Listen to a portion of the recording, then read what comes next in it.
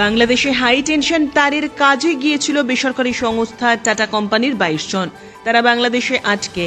এমত অবস্থায় প্রশাসনের তরফে তাদেরকে দেশে ফিরিয়ে আনার চেষ্টা করা হয়।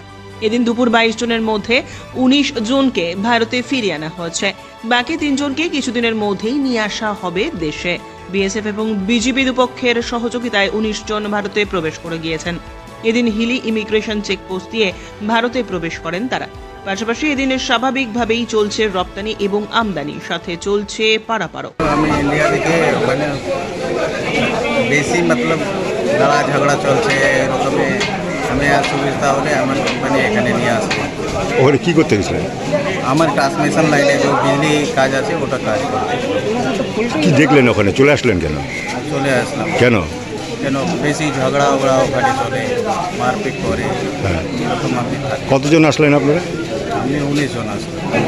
जॉब करते हैं पावर जनरेशन কি কোন company? Transmission line power project. তারপরে কি হলো? अपने तो अवस्था बेसी खराब है হ্যাঁ। अवस्था मतलब कि सिस्टम अच्छा ग्राउंड सिस्टम जो पुलिस वहाँ का आम पब्लिक कंट्रोलिंग पावर आम पब्लिक হ্যাঁ। ग्राउंड तो अवस्था बेसी खराब अनेक खराब। স্যার ধূপচেচিয়া থেকে আসছে, বাংলাদেশ ধূপচেচিয়া। কেন ওখানে কি করছে? ওখানে চাকরি করে স্যার। এটা টাটা প্রজেক্টে একটা কাজ চলছে, 400 কেবিডিসি বারাপুকুরা বগুড়া লাইন, ওটা কাজ চলছে, হাই টেনশন লাইন। আপনাদেরকে কেন বের করে আনা ভারতে আনা হলো? হ্যাঁ, আমাকে পুরা বাংলাদেশ মিলিটারি পুরা ফুল সাপোর্ট করেছে। পুরা ওখান থেকে এসকর্ট করে আনে পুরা বর্ডার পর্যন্ত ছাড়েছে। তারপরে বিজিবি যে বাংলাদেশ বর্ডার গার্ড ও আনে পুরা লাস্ট বর্ডার পর্যন্ত সাপোর্ট দিয়েছে। কেন আপনাদেরকে বের করে আনা হলো? বের করে স্যার ওখানে সিচুয়েশনটা খারাপ জন্য ও জন্য বের করে বললো কি কাজ কষ্ট হচ্ছে না, এখন বন্ধ করে দাও, কারণ কি দাঙ্গা ফাসাদ বেশি চলছে, তো ওর জন্য বন্ধ করা হলো। ভারত সরকারের তরফ থেকে আপনাদেরকে আনা হলো? হ্যাঁ, ভারত সরকার তরফে এটা আনা হয়েছে। আপনারা কতজন এসেছিলেন? আমি 19 জন। ওখানকার পরিস্থিতি কি ছিল, কি দেখেছেন, বা আপনাদের উপরে কোনো সমস্যা হয়েছে? না, আমাদের উপরে কিছু সমস্যা হয় না।